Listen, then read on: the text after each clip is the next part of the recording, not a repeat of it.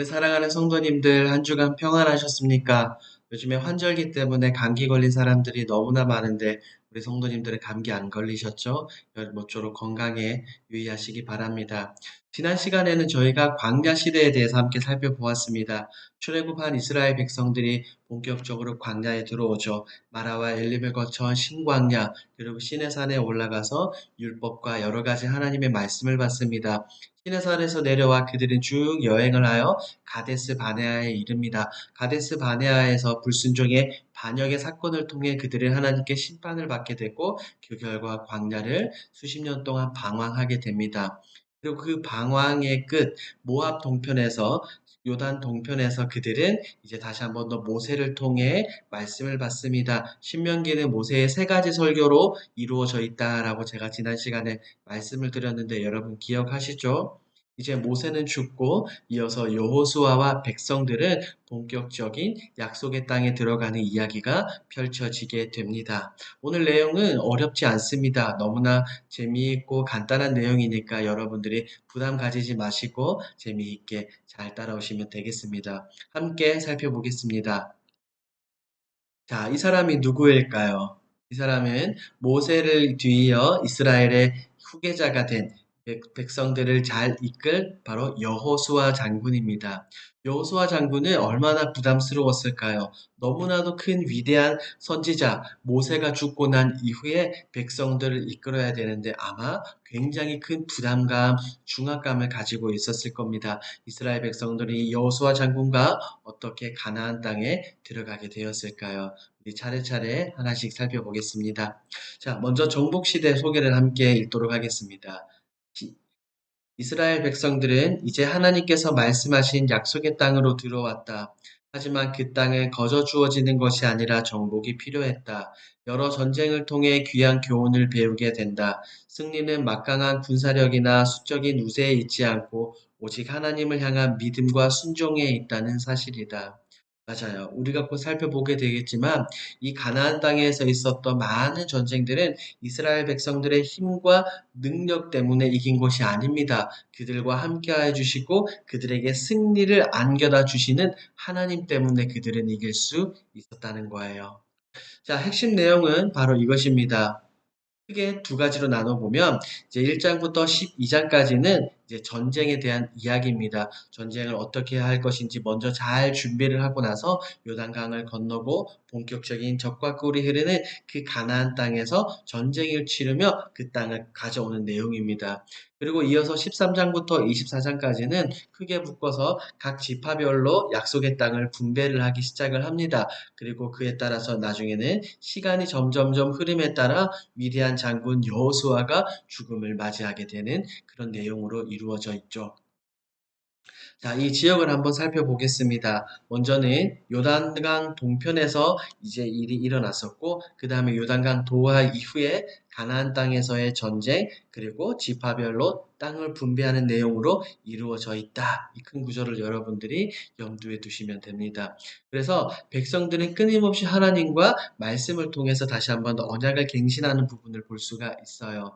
아이성 전쟁 이후에 한 번 더 제단을 쌓고 하나님께 나아가는 모습을 볼 수 있고, 그리고 여호수아가 죽기 전에 여호수아가 세겜의 많은 사람들을 모든 사람들을 모으고 다시 한 번 더 하나님과 언약 맺는 모습을 볼 수가 있어요. 그래서 여호수아를 쉽게 생각을 해보면 처음부터 그리고 끝까지 하나님의 말씀으로 하나님의 간섭하심으로 이루어져 있는 성경이다. 이 정복 시대다라고 여러분들이 생각하시면 됩니다.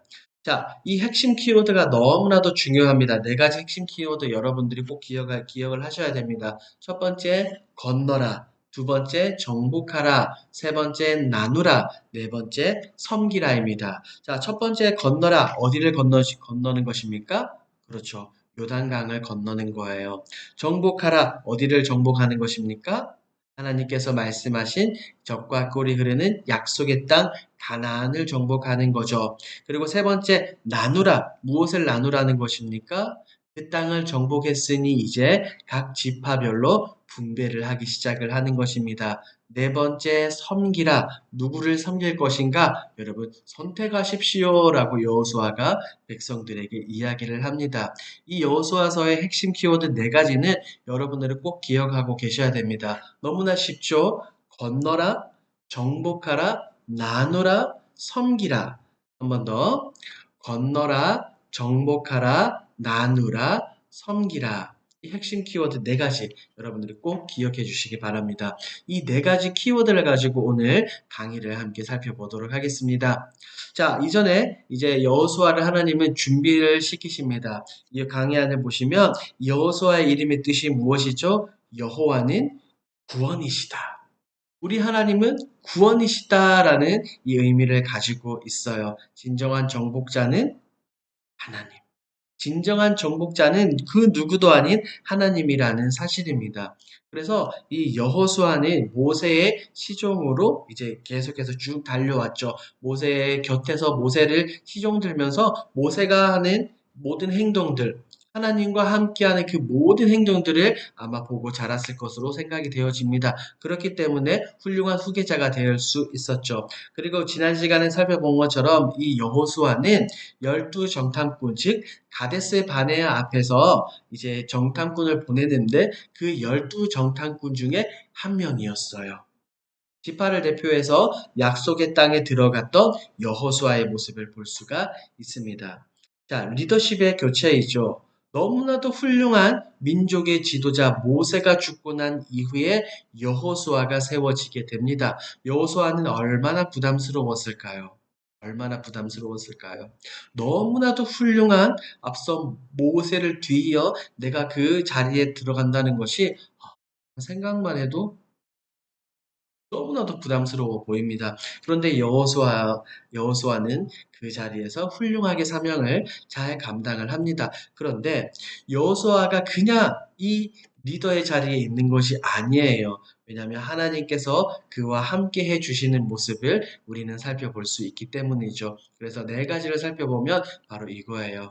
하나님께서 함께한다. 강하고 담대하라. 그리고 율법 말씀을 지키라. 너는 두려워하지 말아라. 라고 하나님께서 여호수아에게 언약해 주시죠. 내가 너와 함께한다. 그러니까 너는 두려워하지 말고 강하고 담대해. 너는 다른 것이 아니라 하나님의 말씀, 이 율법을 지키면 된다라고 하나님께서 그에게 말씀해 주셨습니다. 이 모든 것이 바로 무엇입니까? 여호수아에게 출격 명령을 하시는 거죠. 자, 이제 백성들과 함께 정복 전쟁을 시작하여라 라는 하나님의 선전포고다라고 우리는 생각할 수가 있어요. 언제나 변함없는 하나님의 약속을 살펴볼 수가 있죠. 모세에게 하셨던 그 하나님 동일하게 여호수아에게도 약속해 주시고 함께 하십니다. 자, 약속의 땅을 정탐하기를 시작을 합니다. 그런데 이 두 명의 정탐꾼은 열두 정탐꾼과 비교가 돼요. 왜냐하면 살펴보겠지만 열두 정탐꾼은 가데스 바네아에서 실패를 했어요. 물론 여호수아와 갈렙은 긍정적인 이야기를 했지만 나머지 10명으로 인하여서 온 회중이 밤새도록 울부짖은 사건을 우리는 함께 살펴보았죠. 결국 이 10명의 정탐꾼들은 어떻게 되었습니까? 지난 시간에 살펴본 것처럼 그들은 즉사했습니다. 자, 이 두 명의 정탐꾼, 그 다음에 이 12 정탐꾼이 비교가 됩니다. 이스라엘 백성들은 실패를 했지만 이들은 성공을 합니다. 자, 이 가나안 땅에 들어가서 이 여리고성에 들어가서 누구를 만나게 되죠? 기생 라합을 만나게 됩니다. 자, 시팀에서 이 두 사람을 보낸 이 두 사람은 들어가서 라합을 만나게 되는데 라합은 어떤 사람입니까? 방금 말씀드린 것과 같이 기생입니다. 즉 이들은 이방 땅에 들어가 기생의 유혹을 물리쳤어요. 아무래도 성적인 유혹들과 그리고 그 땅 가운데 있는 이방 우상들, 이방 신상들을 물리쳤어요. 거부했다는 말이에요. 그리고 그 두 명의 정탐꾼은 오히려 라합을 하나님께로 인도하는 모습을 볼 수가 있습니다. 물론 라합은 그 전에 이스라엘 백성들에 대한 소문을 많이 들었죠. 자, 보십시오. 우상을 섬기지 않고 그녀를 하나님께 인도했습니다. 이미 라합에게 들어가셔서 성령 하나님께서 라합의 마음에 문을 열어주셨습니다. 그래서 라합이 그렇게 고백을 하죠. 하나님의 기적을 내가 알고 있다. 우리가 이미 익히 들어서 알고 있고 그 소문 때문에 많은 사람들의 마음이 녹았다라고 말입니다. 그래서 이 라합은 이제 정탐꾼에게 이야기를 하죠. 내가 여러분들을 숨겨주었으니 여러분들은 나를 선대하라. 라고 말입니다. 그래서 어떻게 선대합니까? 언약의 증표로, 그렇죠. 붉은 줄을 달아 내립니다. 그것이 바로 언약의 증표인데 이것은 무슨 사건과 유사합니까? 그렇죠. 유월절 사건과 유사하다라고 볼 수 있어요. 좌우 임방과 문설주에 어린 양의 피를 바르면 이 하나님의 신이 죽음의 신이 그 집을 뛰어넘은 것처럼 라합은 자기의 그 창문에 붉은 줄을 달아매었을 때 이스라엘 백성들은 이 라합의 집을 건너뛰었어요. 그렇죠. 유월절과 굉장히 비슷한 모습을 우리가 볼 수 있어요. 더욱이 멋진 것은 이 12명의 정탐꾼에 대한 고백입니다. 이 두 사람은 뭐라고 고백하냐면 이래요. 온 땅을 우리에게 주셨다. 여호수아 2장 24절에 나와 있거든요. 하나님께서 이 땅을 우리에게 주셨다라고 말합니다. 마치 여호수아와 갈렙과 같은 이 고백을 하는 모습을 볼 수가 있어요. 그래서 이 정탐꾼의 내용을 보면서 우리는 가데스 바네아에서 있었던 일을 다시금 떠올리며 이스라엘 백성들이 예전에는 실패했는데 이제는 어떻게 성공할 수 있을까라는 우리가 의문점을 가지게 됩니다. 자, 라합을 만나서 라합이 이렇게 이야기를 합니다. 자, 여러분 한번 보셔요. 자, 화면에 보시는 여기가 바로 시딤입니다. 이제 여호수아와 백성들은 이곳에 대기하고 있고 여기에서 12명이 아니죠. 2명의 정탐꾼을 여리고성으로 이렇게 보냅니다. 아무래도 이 경로를 따라서 이 정탐꾼이 갔지 않을까라고 생각이 되어집니다. 그래서 이곳에 여리고에서 그들은 몸을 피하고 정탐 이후에 다시 돌아오는 모습을 볼 수가 있습니다. 자, 이어서 지도로 보는 정복 시대가 있습니다. 제가 여러분들 강의 안에 넣어 놓았는데 우리가 계속해서 살펴보는 것처럼 여러분들이 강의안 그다음에 성경책을 살펴보며 각 장마다 어떤 내용인지 여러분들이 스스로 한번 꼭 찾아보셔야 됩니다. 그래야 여러분들의 머릿속에 정복 시대가 그려지고 다른 여러 가지 10가지 시대가 분명하게 머릿속에 그려지게 될 것입니다. 이제 본격적으로 여호수아와 이스라엘 백성들은 요단강을 건너가기 시작을 합니다. 그런데 이 요단강을 건너가는 것도 정말 재미있습니다. 자, 우리가 흔히 생각하기에 요단강, 작은 강이니까 괜찮겠지, 쉽게 건너가겠지라고 생각하지만 아니에요. 그 당시 조건으로 보면 굉장히 불리한 환경 조건이었습니다. 왜냐면 여호수아 3장 15절 말씀을 보니까 여기는 봄이에요. 분명하게 강물이 불었다라고 이야기를 하고 있습니다. 그렇기 때문에 이것을 건너가는 것은 쉽지는 않아요. 이 건너가는 방법 첫 번째가 무엇입니까? 언약궤가 먼저 앞서가고 백성들은 2000규빗 뒤에서 이 언약궤를 따라갑니다. 하나님이 먼저 가시고 백성들은 따라가는 그 모양새를 취하고 있습니다. 자, 그리고 중요한 것은 이 제사장들의 믿음이에요. 왜냐하면 제사장들이 언약궤를 어깨에 메고 요단강에 발을 담궜어요. 그때 물이 멈추잖아요. 이후에 제사장들은 이제 강 중심에서 모든 백성들이 건널 때까지 그들은 그곳에서 어깨에 언약궤를 메고 강 중앙에 서 있습니다. 얼마나 힘들었을까요? 그리고 어떤 생각을 하고 또한 얼마나 무서웠을까요? 제사장들은 분명한 믿음을 가지고 있었기 때문에 그들은 이 강 가운데서 법궤, 언약궤를 메고 버틸 수 있었어요. 그렇죠. 다 건널 때까지 강 가운데 대기를 했습니다. 자, 이것 그림을 한번 살펴볼까요, 여러분? 요단강의 건기예요. 비가 잘 오지 않을 때는 수심이 얼마입니까? 1m예요. 1m면 초등학생 저학년도 이제 걸어서 갈 수 있는 건널 수 있는 그 깊이입니다. 그리고 너비가 얼마입니까? 30m예요. 30m. 굉장히 짧죠? 긴 거리가 아니에요. 건기 때는 이런데 우기 때는 어떻게 변화할까요? 성경에 나오는 지금 이스라엘 백성들이 바로 이 건기가 아니라 우기 때 여기를 건너가게 됩니다. 보십시오. 자, 물이 불어나 있을 때는 깊이가 어때요? 3m에서 약 4m 정도 되고요. 그 다음에 이 너비는 아까는 30m였는데 어때요? 1.6m, 6km 정도 된다고 이야기를 합니다. 그러니까 건기 때는 굉장히 작은 강이었는데 우기 때는 이게 엄청나게 큰 강으로 변하게 된다는 거예요. 마치 무엇과 같습니까? 무엇과? 그렇죠. 어떻게 보면 홍해와 비교를 할 수가 있습니다. 자, 이런 요단강을 제사장들과 여호수아와 백성들은 믿음의 발을 내딛기 시작할 때에 강물이 멈추고 그들이 강을 건너가게 되는 것입니다. 자, 강을 다 건넜습니다. 그래서 강 가운데 있는 12도를 취합니다. 여호수아 3장에 분명하게 나와 있거든요. 이거 12지파를 뜻하죠. 이 12도를 취해서 길갈에서 재단을 쌓습니다. 그 의미가 바로 이거예요. 하나님께서 뭐 하신다? 함께 하신다. 하나님께서 지금까지 우리를 인도하셨다라는 내용이에요. 그래서 영원히 이것을 기억하라. 요단강을 건넌 것을 기억하는 것과 동시에 이것은 홍해를 건넌 것을 기억하라는 의미가 동일한다고 여러분들이 생각하시면 됩니다. 한번 보도록 하겠습니다.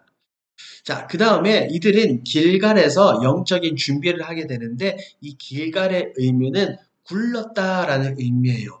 무엇이 굴렀을까요?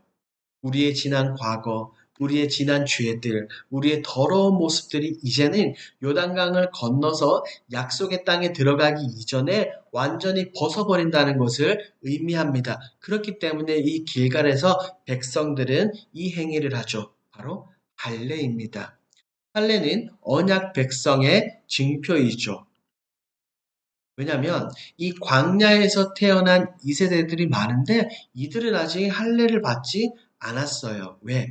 광야를 사막을 돌고 있었기 때문입니다. 그래서 이제 본격적으로 이 약속의 땅에 들어가기 이전에 할례를 시행하게 되는 겁니다. 그런데 이 할례가 정말로 재밌습니다. 무슨 의미냐면 이들은 죽음 앞에서 이 여리고성을 앞두고 할례를 시행을 합니다. 우리가 알고 있는 것처럼 할례를 하게 되면 남성의 생식기 표피를 잘라내고 나면 남자들은 한동안 움직일 수가 없어요. 힘을 쓸 수가 없어요. 무방비 상태에 놓여 있다라는 것을 의미를 합니다. 그래서 이 할례라는 것은 표면적 할례와 내면적 할례가 있습니다. 표면적 할례는 실제 육체의 생식기 표피를 걷어내는 것이고 내면적 할례는 무엇입니까? 성경이 말하는 것처럼 어디에 할례를 하라? 우리 마음의 할례를 하라. 우리가 말씀을 통해 성령을 통해 거듭난 새 사람이 되어야 한다는 것을 이야기를 합니다. 한번 볼까요, 여러분? 자, 여러분 보세요. 이제 요단강을 도와 건너고 나서 이제 길갈에 들어오게 됩니다. 길갈이 바로 여기고 여기가 바로 여리고성이에요. 굉장히 가까워 보이죠? 길갈에서 여리고까지 거리는 얼마나 될까요, 여러분? 얼마나 돼 보입니까? 놀랍게도 약 3km입니다. 3km면 굉장히 가까운 거리예요. 우리 여기 길동에서 딱 천호대교까지가 3km입니다. 그러니까 눈으로 보면은 보이는 거예요. 여리고성에서 여리고 안의 주민들은 아마 그 성 높은 곳에서 길갈에 있는 이스라엘 백성들을 보았을지도 모릅니다. 그런데 아까 말씀을 드린 것과 같이 할례를 행하게 되면 백성들은 남자들은 싸울 수 있는 사람들은 움직일 수 없어요. 전쟁을 할 수 없어요. 만약에 여리고 사람들이 무기를 들고 쳐들어온다면 이들은 꼼짝없이 당하고 말 것입니다. 성경을 통해서 이미 우리가 알 수 있어요. 창세기 34장을 보면 이 야곱의 딸 디나가 이제 땅 구경 마시러 나갔다가 강간을 당하거든요. 그래서 어떻게 이 추장의 아들과 추장이 이야기를 해서 이제 약속을 맺습니다. 너희가 할례를 하면 우리가 디나를 주겠다. 우리가 맺을 수 있겠다라고 이야기를 하는데 할례를 시켜버립니다. 그리고 나서 시므온과 레위가 몰래 가서 움직일 수 없는 그 성읍의 남자들을 어떻게 해요? 다 진멸해 버립니다. 할례를 하고 나면 움직일 수 없어요. 그러니까 시몬과 레위 두 사람이 성읍에 가서 남성들을 다 죽일 수 있었던 것이거든요. 그러니까 지금 이들이 길갈에서 이스라엘 백성들의 남성들이 할례를 행했다는 것은 완전한 무방비 상태에 노출되어 있다는 것을 이야기를 합니다. 그런데 왜 이들은 여기에서를 할례를 할 수 있었을까요? 어떤 믿음 때문이었을까요?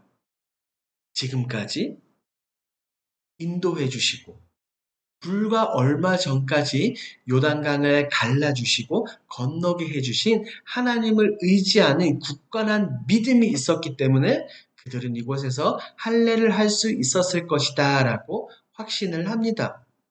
그렇죠.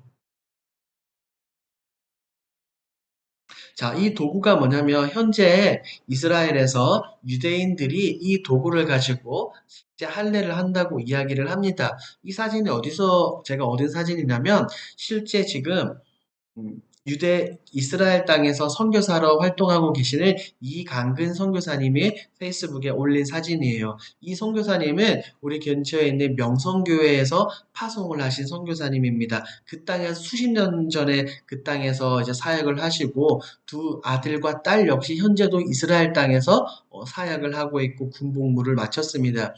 그러니까 누구보다도 이스라엘 전통에 대해서 잘 알고 있는 선교사님이에요. 맞아요. 여러분들 TV 성지가 좋다 그 프로그램의 주인공입니다. 이강근 선교사님. 궁금하신 분들은 여러분들 페이스북에서 이강근 검색하시면 이 선교사님의 페이지를 통해서 여러 가지 사진들을 볼 수가 있습니다. 자, 그 선교사님의 페이지를 통해서 제가 이 사진을 가지고 왔습니다. 자, 가운데는 제가 주황색으로 이제 처리를 해 놓았는데 왜냐면 실제 피가 묻어 있었거든요. 피가 묻어 있어서 제가 혹시나 조금 혐오스러울까봐 잠시 가렸고 이것이 바로 실제 이 도구로 할례를 행한다고 합니다. 정말 무방비 상태에 놓일 수밖에 없는 백성들이에요. 중요한 것은 표면적 할례가 아니라 내면적 할례가 더 중요하다는 것을 여러분들이 기억하시면 좋겠습니다. 자, 이후에 이들은 유월절 절기를 지키게 됩니다. 이것은 우리가 하나님 백성이다라는 정체성을 확고하게 하는 이 행위입니다. 재미있는 것은 이때부터 이제 본격적으로 만나가 멈추게 돼요. 왜? 그들이 이제 이 약속의 땅에 본격적으로 들어왔고 그 땅의 소산물을 먹기 시작을 하는 거예요. 지금까지 계속해서 이어져 왔던 이 하늘에서 날마다 내려오는 만나가 공식적으로 멈췄다라고 성경은 이야기를 하고 있습니다. 그 해에 그 땅에 소산물을 먹었다라고 성경은 말하고 있어요. 하나님께서 간섭해 주셨기 때문에 이들이 이렇게 먹을 수 있죠. 자, 이제 여호수아는 하나님의 군대 대장 장관을 만나게 됩니다. 그때 너는 신을 벗어라라는 이야기를 듣게 돼요. 뭘까요, 여러분? 못의 거신 수신거. 못의 거신 수신거. 이것은 뭐냐면 모세와 똑같이 여호수아도 하나님의 그 임재 앞에서 신을 벗는 행위를 뜻합니다. 자, 모세는 광야에서 떨기나무를 봤을 때 하나님께서는 그렇게 말씀하셨어요.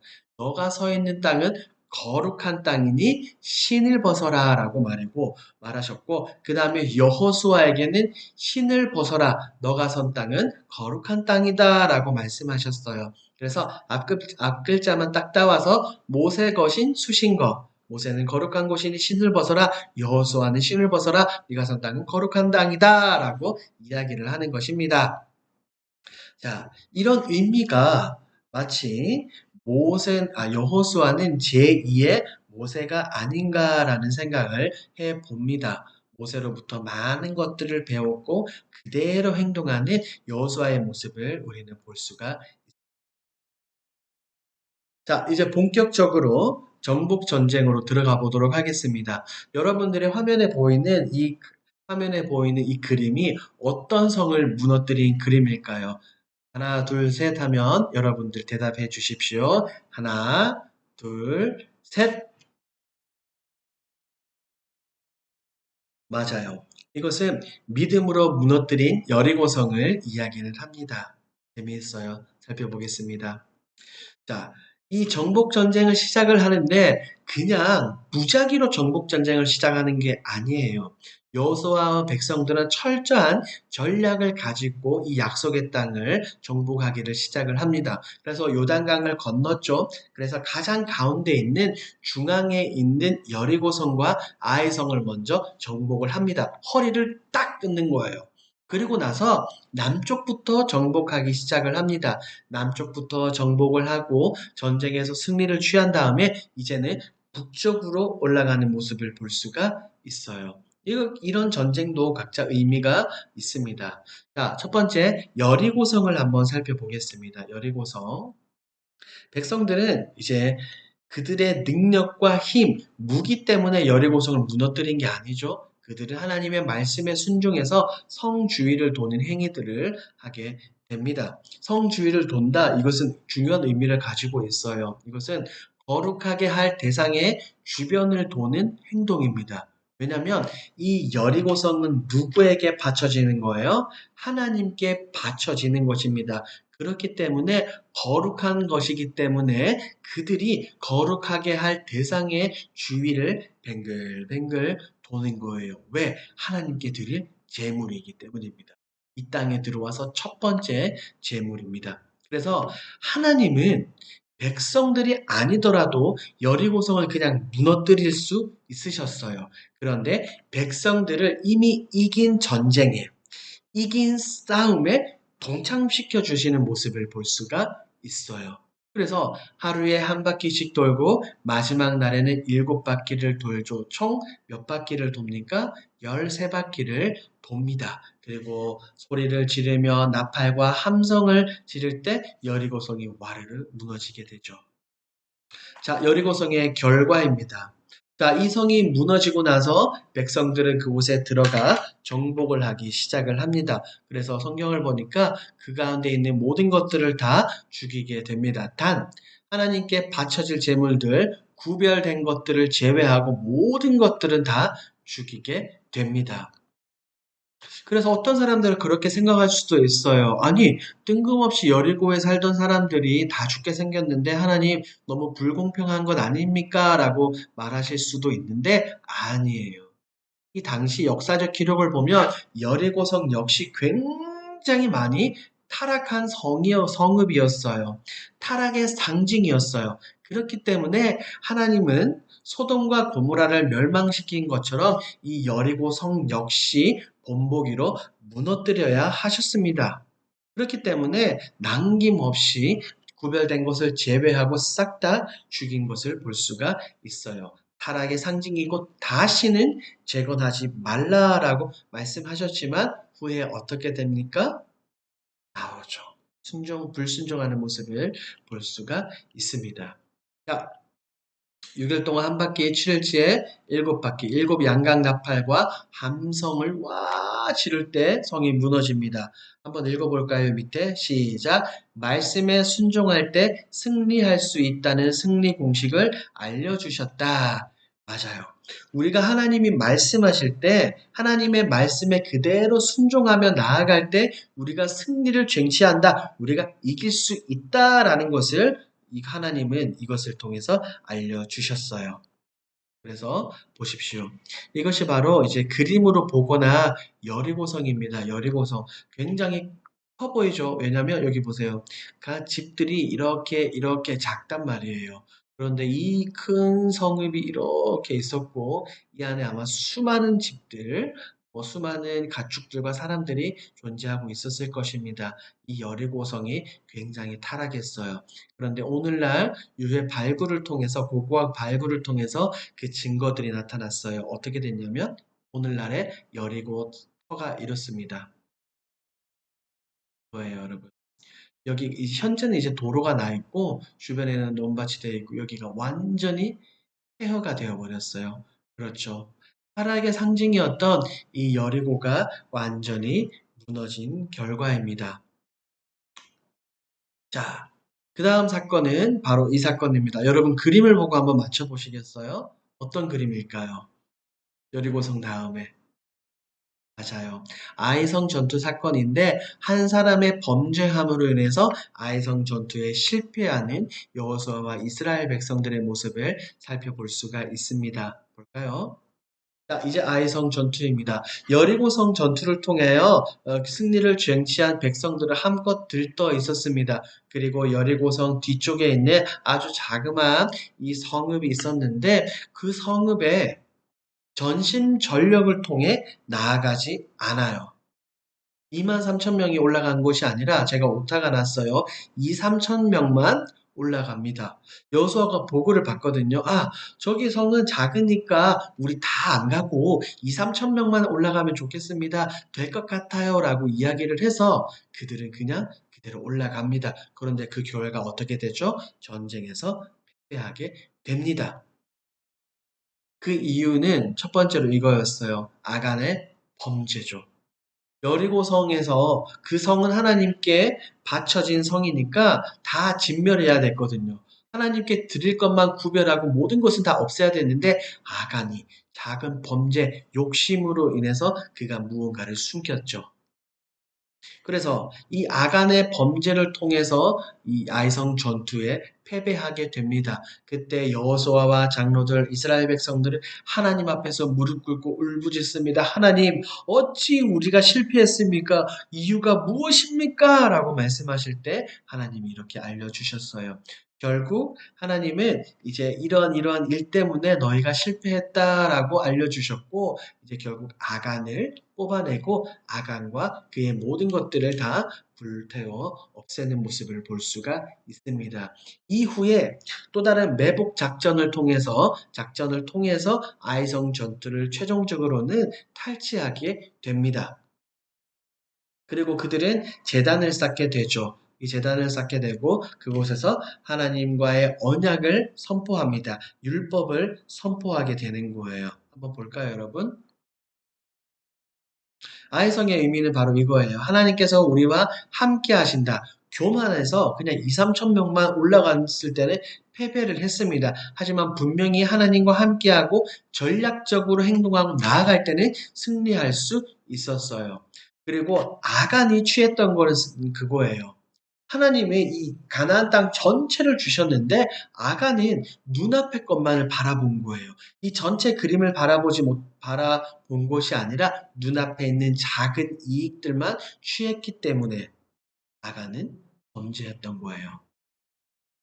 아간의 범죄는 이런 의미입니다. 앞으로 하나님께서 주실 일, 하나님께서 행하실 일들에 전혀 감사하지 않고 내가 내 행위를 통해서 무언가를 얻겠다라는 의미이기 때문입니다.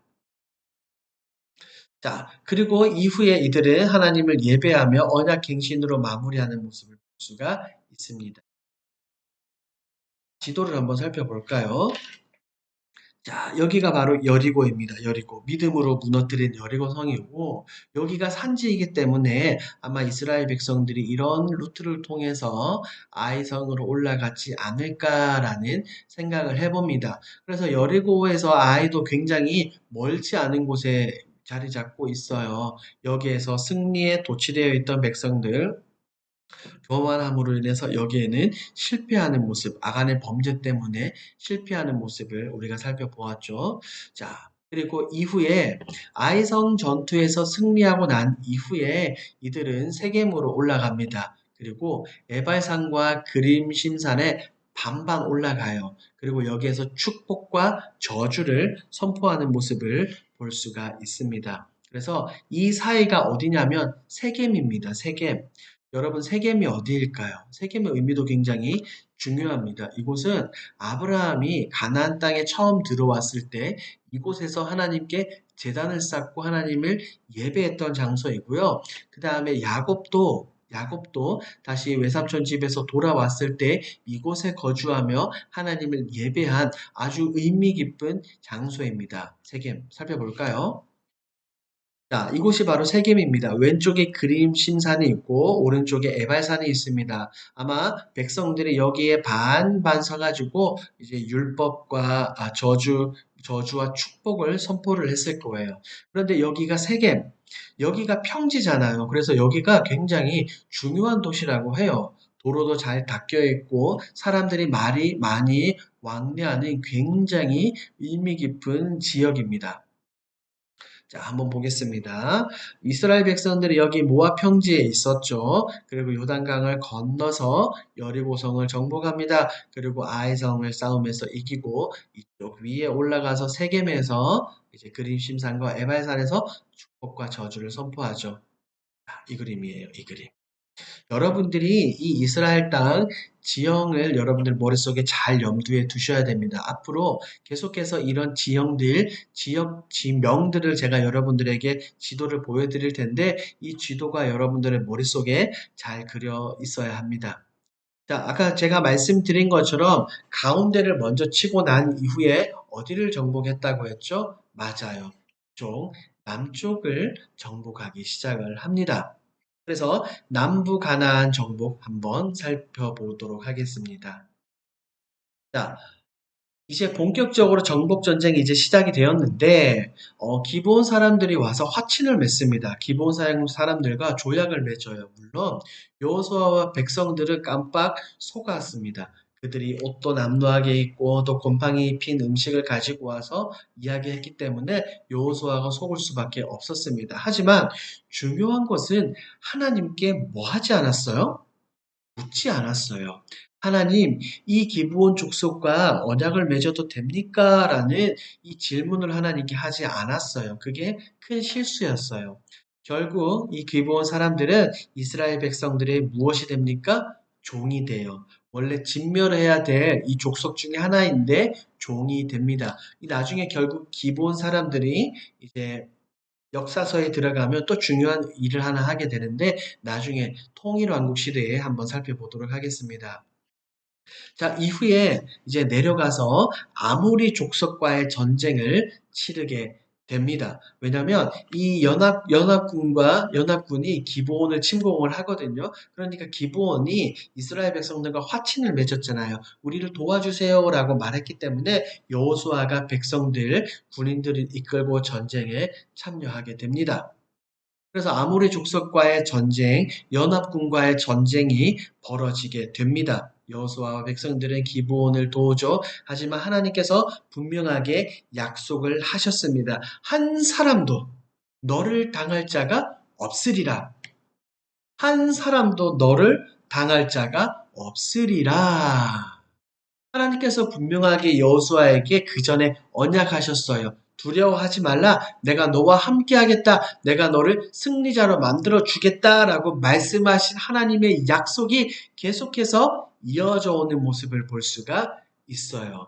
그래서 전쟁을 치르기도 하지만 하나님은 놀랍게 자연 만물을 통해서 그들을 정복하십니다. 하늘에서부터 무엇이 떨어집니까? 우박이 떨어져요. 우박으로 이 연합군들을 죽이시는데 성경을 보니까 칼에 맞아 죽은 사람보다 우박에 맞아 죽은 사람들이 훨씬 더 많았다라고 이야기를 합니다. 굉장히 좀 재미있죠? 그러니까 이 전쟁의 승리는 누구에게 달려 있는 거예요? 그렇죠. 하나님께 달려 있다는 것을 우리는 알 수 있습니다. 그리고 이때 태양과 달이 멈추는 기적들을 경험을 하게 되죠. 굉장히 놀랍죠. 이토록 하나님은 지금 계속해서 이스라엘 백성들과 함께하고 계시고 백성들에게 승리를 안겨주시는 모습을 우리는 볼 수가 있어요. 자, 이것이 바로 지도입니다. 지도 한번 살펴볼게요. 자, 여기가 여리고성이 있었고, 여기 지금 어디에 무슨 성이 있었죠? 맞아요. 아이성이 있었고, 여기 위로 올라가면 세겜이 있습니다. 자, 베델이 이쯤에 있었고, 이제 남부 가나안에 정복한 성들의 위치가 이렇게 돼요. 아모리 족속들, 가나안 사람들, 그리고 여러 가지 이제 지명들, 뭐 림나, 라기스, 마케다, 에글론. 자, 정복 전쟁 하나하나씩 이제 정복한 지역들, 정복한 도시들의 이름입니다. 여러분들이 제가 강의 안에 넣어놨죠? 여러분 7페이지에 있네요. 7페이지를 나중에 한번 천천히 살펴보시면 되겠습니다. 자, 이제 남부 가나안을 정복을 끝내고 이제 북쪽으로 올라가기 시작을 합니다. 북부 가나안과의 전쟁을 시작을 하죠. 그런데 남쪽 연합군들이 패배했다는 소식을 이 북부 사람들도 듣습니다. 그래서 똑같이 연합군을 결성을 합니다. 강의안을 보세요. 제가 8페이지 올려놨죠. 자, 하소랑 야빈은 이제 많은 사람들과 함께 연합을 하는데 그들이 얼마나 많습니까? 해변의 모래알 같이 그리고 말과 병거가 너무나도 많았다라고 성경은 말합니다. 그래서 그 연합군들은 메론 물가에 진을 쳤어요. 메론 물가에서 무언가 큰 일이 일어날 것을 이야기를 합니다. 자, 전쟁의 결과 그 전에 하나님은 승리를 약속을 하셨습니다. 보십시오. 내가 그들을 이스라엘 앞에 넘겨주어 몰살하겠다. 너희가 아니라 내가 하나님이 그들을 너희 앞에 넘겨주어서 몰살시키도록 하겠다라고 말입니다. 그래서 이 습격을 통하여서 이 연합군들을 진멸하죠. 진멸하다는 것은 히브리어로 헤렘이라는 단어인데 이것은 개미 새끼 한 마리 남기지 않고 싹 다 죽이는 것을 이야기를 합니다. 모든 성읍과 모든 왕들, 연합군들을 싹 다 가차없이 죽여야 된다는 것을 이야기를 해요. 나중에 살펴보겠지만 이 헤렘 진멸을 하지 않은 왕이 있어요. 이스라엘의 초대왕 다울이에요. 다다음 시간 통일왕국 시대에 살펴보겠습니다. 자, 이것이 바로 지도입니다. 보십시오. 이제 남부 가나안을 정복하고 이스라엘 백성들은 이렇게 북부를 정복하기 시작을 합니다. 여기 가운데 보니까 어떤 지역이에요? 메롬이 있죠. 메롬 물가에 진을 쳤다고 이야기를 하잖아요. 이제 하솔왕 여기 야빈과 이 가나안의 연합군들과 전쟁을 벌이게 됩니다. 그 이후에 이제 이스라엘 백성들 여호수아는 여러 가지 정복 전쟁을 통해서 각 지역 지명들 보이시죠, 여러분? 이런 지역들을 점점 이제 먹어가기 시작을 합니다. 전쟁에서 승리해서 이제 우리의 땅으로 만들기 시작을 하는 거예요. 자, 그런데 아직까지 정복전쟁이 이제 끝나긴 했지만 아직까지 남아있는 지역들이 너무나도 많이 있습니다. 모든 땅, 모든 지역을 다 정복한 것은 아니거든요. 굵직굵직한 지역들, 핵심이 되는 지역들을 정복을 했습니다. 이것은 앞으로 이스라엘 백성들이 지파별로 땅을 나누고 나서도 그들이 차차 그 가운데 있는 가나안 족속들을 밀어내고 없애야 된다라는 것을 이야기를 합니다. 그래서 분배를 시작을 해요. 모든 땅을 100% 정복하지는 않았지만 조금 남겨둔 상태에서 지파별로 땅을 분배하기 시작을 합니다. 자, 땅을 분배한다는 것은 이제 무엇이 성취된다는 거예요? 그렇죠. 하나님께서 아브라함에게 약속하셨던 수백 년 전에 약속하셨던 그 언약이 이제 어떻게 되는 거예요? 성취되는 거예요. 성취. 하나님의 약속이 비로소 이루어지는 것을 우리는 여호수아서 말씀을 통해서 살펴보게 됩니다. 얼마나 영광스러워요. 하나님은 변하지 않는 분이세요. 하나님이 한 번 하신 약속은 반드시 이뤄 가시는 분입니다. 내 눈으로 우리 생각으로 볼 때 약속이 더디고 뭔가 지연되는 것처럼 보이지만 아니에요. 하나님은 신실하게 이뤄 가신다는 것을 우리는 볼 수 있어요. 자, 한번 읽어볼까요? 시작. 백성들은 정복 전쟁을 통해 하나님께 순종하는 것이 승리의 지름길임을 깨닫게 되었다. 보세요. 요단강 건너갈 때부터 여리고성과 아이성, 그리고 남부 가나안, 북부 가나안 여러 가지 전쟁을 통하여서 승리는 누구에게 있다고요? 하나님. 전쟁은 하나님께 속한 것이에요. 여호와 니시, 승리케 하시는 하나님과 함께 해야 된다는 것을 이 정복 전쟁을 통해 백성들은 깨닫고 있는 것이고 우리 역시 깨달을 수 있는 겁니다. 자, 그림으로 보는 여호수아서 한번 보세요. 자, 언약궤를 메고 요단강을 도하하고 여리고와 아이성 전투, 남부 가나안을 정복하고 이제 북부 가나안을 정복했던 여기입니다. 하솔 요 지역이 불타고 백성들 언약과 저주를 선포합니다. 여기 여러분들이 각 번호마다 각 장마다 여러분들이 꼭 한번 읽어보시기 바랍니다. 그래야 머릿속에 남게 되는 거예요. 자, 이제 정복을 했으니까 이제 뭐 하는 거죠? 땅을 나누는 것입니다. 네 번째, 약속의 땅을 분배하기 시작을 하는 거예요. 요단 동편에는 세 지파, 그 다음에 요단 서편에는 나머지 지파가 정착을 하게 됩니다. 여러분들 성경책과 강해안을 보시면 제가 어떤 지파가 어디에 있는지 이렇게 나와 있어요. 자, 그림을 보세요. 므낫세 지파는 반반으로 나눠져 있어요. 그래서 이제 많은 지파들이 이렇게 이 경계선을 따라서 이제 그 땅에 거주하게 됩니다. 자, 그리고 도피성에 대한 이야기가 나와요. 도피성. 이제 백성들이 범죄를 하고 나서 이제 몸을 피할 수 있는 그 도피성에 대해서도 이제 하나님은 말씀하셨기 때문에 백성들은 도피성을 만들기도 하고요. 그리고 이 레위인들은 이제 땅이 없어요. 그들에게 48성읍을 주시는 모습을 볼 수가 있습니다. 왜냐면 이것은 이거예요. 아까도 제가 잠시 언급을 했는데 할례 때 언급을 했는데 창세기 34장에서 시므온과 레위가 그들 할례를 받고 있는 할례하고 나서 힘이 없는 그들을 가서 다 죽이잖아요. 결국에 야곱은 유언을 할 때 레위에게 유언할 때 그렇게 해요. 너네는 흩어질 거야라고 이야기를 하거든요.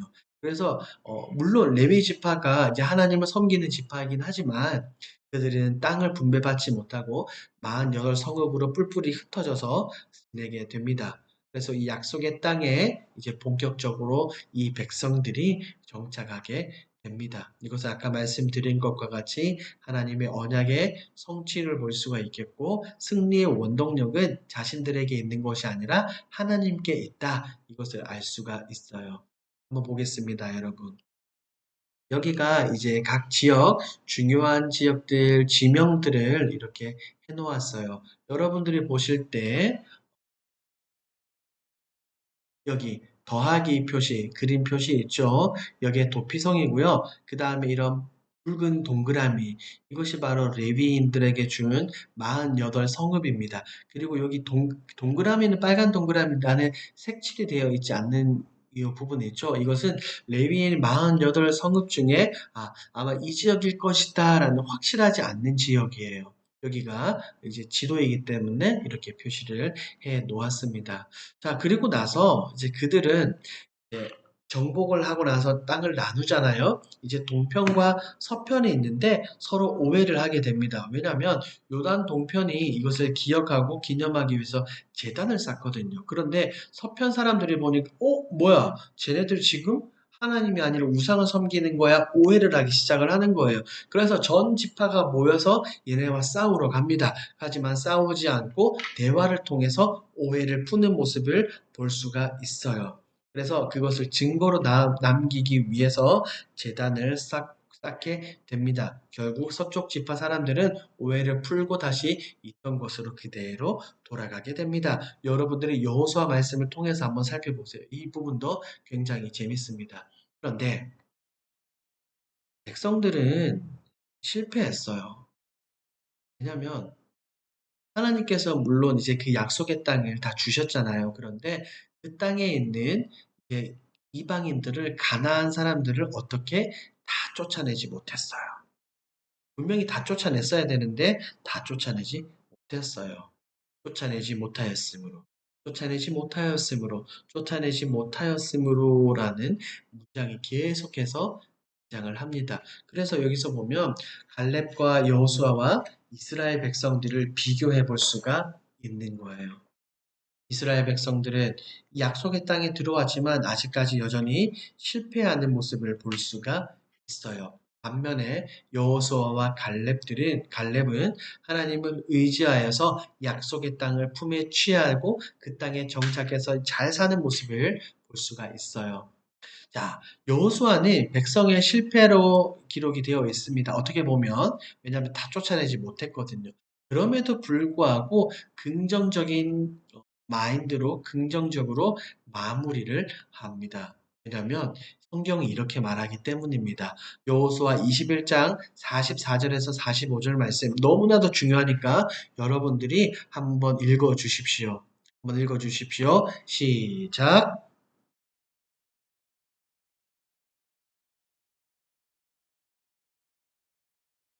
그들의 모든 원수들 중에 그들과 맞선 자가 하나도 없었으니 이는 여호와께서 그들의 모든 원수들을 그들의 손에 넘겨주셨음이니라. 여호와께서 이스라엘 족속에게 말씀하신 선한 말씀이 하나도 남음이 없이 다 응하였더라. 하나님이 이 원수들을 그들의 손에 넘겨주셨대요. 그리고 하나님의 그 약속들을 말씀하신 것들은 성취된다라는 것을 분명히 알 수가 있죠. 이 그림 역시 제가 여러분들 강의 안에 넣어 놓았죠. 지도로 보는 정복 시대인데 이 부분도 여러분들이 한번 성경을 통해서 함께 살펴보시겠습니다. 자, 이어서 이 그림을 한번 맞춰보세요. 이 그림이 무엇을 뜻할까요, 여러분? 네 번째 키워드입니다, 이제. 맞아요. 섬기라. 이제 젊은 장군이었던 여호수아는 시간이 지나고 나이가 많아지게 됩니다. 그리고 이제 하나님 곁으로 돌아갈 때가 되어 그는 백성들을 모으고 마지막 유언을 하게 됩니다. 그것이 바로 섬기라죠. 함께 살펴볼까요? 자, 여호수아는 말합니다. 기억하라. 너희가 너희 두 눈으로 하나님의 행하심, 하나님께서 함께 하시는 것을 똑똑히 보았으니 너희는 기억하라라고 말을 합니다. 그리고 반드시 지켜 행하라. 율법, 살아계신 하나님의 말씀을 지켜 행하라라고 여호수아는 분명하게 백성들에게 이야기를 합니다. 그리고 우상을 섬기면 안 돼. 살아계신 유일하신 여호와 하나님 한 분만 사랑하고 섬기라라고 여호수아가 분명하게 말해요. 그리고 네 번째로는 구별되어라. 이방 족속들과 혼인하지 말고 그들과 왕래하지 말고 너희는 거룩한 백성이니 정체성을 유지해라라고 이야기를 합니다. 그리고 전체 백성들을 이제 모으고 유언을 합니다. 세겜, 여러분 기억나시죠? 세겜이 어디에 있었는지 에발산과 그리심산이 그 가운데 세겜이에요. 여러분 여기 보이시죠? 아까 제가 이 지도 보여드렸죠? 이 중요한 아브라함이 제단을 쌓고 야곱이 거주했던 이 세겜에서 여호수아는 백성들에게 전체 백성들에게 유언을 하는 거예요. 선조들의 역사, 지금까지 하나님께서 우리 민족들의 조상들을, 믿음의 선배들을 어떻게 인도하셨는지에 대해서 여호수아가 이야기를 합니다. 그리고 세 번째로는 이 정복 전쟁에 대해서 이야기를 하죠. 하나님과 함께 할 때 우리가 이겼다. 이러한 이유 때문에 우리가 승리할 수 있었다라는 것을 다시금 백성들에게 상기시킵니다. 그리고 마지막으로 결단을 하게 하는 거예요. 섬기라. 누구를 섬기라? 여호와만 섬기라. 그리고 치워버리라. 무엇을 치워버리라? 너희들 가운데 있는 우상과 헛된 것들을 다 치워버리라 라고 이야기를 합니다. 세 번째, 선택하라. 나와 내 집은 살아계신 하나님만을 섬기겠다. 여러분들은 선택하십시오 라고 여호수아가 백성들에게 결단을 촉구했습니다. 그럴 때 백성들의 선택은 무엇이었을까요? 결단코 우리가 하나님을 저버리지 않겠습니다. 라고 그들은 말합니다. 우리는 오직 여호와를 섬기겠습니다. 라고 그들은 이야기를 하죠. 그래서 여호수아와 백성들은 우리는 하나님을 섬기겠습니다. 하나님만 사랑하겠습니다. 우리는 우상을 섬기지 않겠습니다라는 그 약속의 증거를 세우게 됩니다. 그 증거가 무엇입니까? 그렇죠. 큰 돌을 세웁니다. 아마도 이런 돌이지 않을까 생각되어집니다. 그래서 여호수아와 백성들은 이 세겜에서 이 언약의 징표로 큰 돌을 세웠습니다. 그렇다면 이제 백성들은 오직 하나님만을 섬겼을까요? 됐을까요? 이후에 여호수아가 이제 죽음을 맞이하게 됩니다. 110세의 죽음을 맞이하게 되고 딥나세라에 장사하게 됩니다. 그리고 중요한 것은 보세요. 여호수아는 자신이 기업으로 받은 땅에 안식이 돼요. 그런데 여호수아와 비교할 수 있는 모세는 어떻게 돼요? 모세는 무덤이 어디 있는지 몰라요. 아무도 알 수가 없습니다. 하나님께서 여호수아에게 기업으로 주신 그 땅에서 안식합니다. 이것이 모세와 여호수아의 차이예요. 그리고 세겜에 누구의 뼈를 묻습니까? 요셉의 뼈. 그들이 출애굽할 때, 이스라엘 백성들이 출애굽할 때 요셉의 뼈를 분명하게 가지고 나왔거든요. 그러면 요셉은 죽기 전에 유언을 했어요. 나는 죽어서라도 내 해골이라도 가나안으로 가고 싶다라고 말. 이제야 비로소 이제야 비로소 요셉의 뼈가 세겜에 묻히는 모습을 볼 수가 있어요. 마침내 실현이 되는 겁니다. 이 요셉의 뼈가 묻혔다. 이것이 굉장히 중요한 의미를 가지고 있어요. 우리의 모습 역시 이러해야 합니다. 요셉이 애굽에서 수십 년을 살았잖아요. 총리를 지내고 거기에서 죽었어요. 하지만 그는 죽어서라도 가고 싶었던 약속의 땅을 있었어요. 결코 그 애굽에 소망을 두지 않았다는 거예요.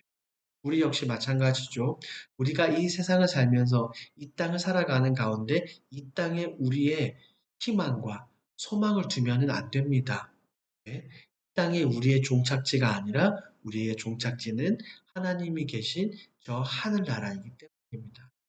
그렇기 때문에 우리가 미친 듯이 이 세상에서 필요가 없는 거예요. 열심히 살지 말라는 그 말이 아니에요, 여러분. 열심히는 살되 이 땅 가운데 소망을 두지 않고 우리의 소망을 저 하늘 본향에 두고 살아가야 된다는 것을 이야기를 합니다. 야곱도 그랬고요. 요셉도 그랬고 많은 믿음의 선배들이 이렇게 살아왔습니다. 여러분들이 정복 시대, 여호수아 시대를 마무리하면서 무엇을 깨달을 수 여러분들이 스스로 고민해 보시고 여러분들이 다짐을 해 보시면 좋겠습니다. 하나님이 이 정복 전쟁을 통해서 우리에게 어떤 의미를 부여하셨을까요? 마지막으로 여호수아의 장군과 이제 정복한 그 땅, 지파별로 나눈 그 땅에 대한 그림입니다. 여러분들 강의 안에 있으니까 여러분들이 참고하시면 되겠습니다. 자, 함께 읽어볼까요? 시작. 하나님의 약속의 궁극적인 성취와 최종적인 안식은 예수 그리스도를 통해 임하게 된다. 자, 왜냐하면 분명히 이제 아브라함에게 하셨던 수백 년 전의 약속이 이제 이루어졌어요. 그러면 그 땅에서 이스라엘 백성들은 영원토록 안식을 취할 수 있을까요? 영원토록 편안하게 지낼 수 있을까요? 아니에요. 궁극적인 최종적인 안식, 궁극적인 진짜 샬롬은 그 땅 가운데 있어서 되는 것이 아니라 우리 주 예수 그리스도를 통해서 우리가 얻게 되는 겁니다. 성경은 지금 그것을 우리에게 이야기하고 있습니다. 자, 숙제입니다. 정복시대 강의안을 여러분들이 한번 정독해 보십시오. 이번 주는 제가 특별히 보너스 주간으로 제가 빈칸을 다 채워드렸죠. 원래는 빈칸을 이렇게 해놓는데 이번에는 빈칸을 다 넣어드렸으니까 여러분들이 강의안을 보시고 여러 필기한 내용들을 이렇게 보시고 강의안 한번 정독해 보십시오. 머릿속에 그려지실 것입니다. 두 번째, 이 정복 시대를 스토리를 만들어서 주변 사람들에게 이야기해 주십시오. 내 남편에게도 좋고 내 아내에게도 좋고 남편과 아내가 서로서로 한 번씩 번갈아 가면서 이야기를 하셔도 좋습니다. 마치 할머니가 혹은 엄마가 자녀들에게 옛날 이야기를 해주듯이 이런 스토리들을 이야기 한번 해 보십시오. 이것이 굉장히 기억에 잘 남습니다. 저도 이제 하엘이에게 성경 이야기를 이와 같이 스토리로 이야기를 해주거든요. 하엘이가 의외로 잘 기억을 합니다. 그러니까 여러분들도 이것을 머릿속에 잘 새기고 마음판에 새기며 잘 이해할 수 있도록 여러분들이 스토리를 만들어서 설명을 해 보십시오. 아, 나는 스토리를 전달할 이야기 대상자가 없다. 그러면 괜찮습니다, 여러분. 저한테 오셔서 저에게 이야기를 들려주십시오. 제가 마치 아무것도 모르는 것처럼 눈을 감고 앉아 있을 테니까 여러분들이 저에게 이야기를 들려주시면 됩니다. 오늘 정복전쟁 강의는 이것으로 마치도록 하겠습니다. 오늘 강의는 별로 어렵지 않았죠, 여러분? 자, 이제 다음 시간에는 어떤 시대로 들어가게 될까요? 정복시대를 건넜으니 이제는 사사시대로 들어가게 됩니다. 다음 주 사사시대는 여러분들이 현장에서 함께 직접 여러분들과 호흡하면서 은혜를 나누도록 하겠습니다. 여러분, 오늘도 강의를 들어주시느라 감사합니다. 고생하셨습니다. 다음 주에 만나요.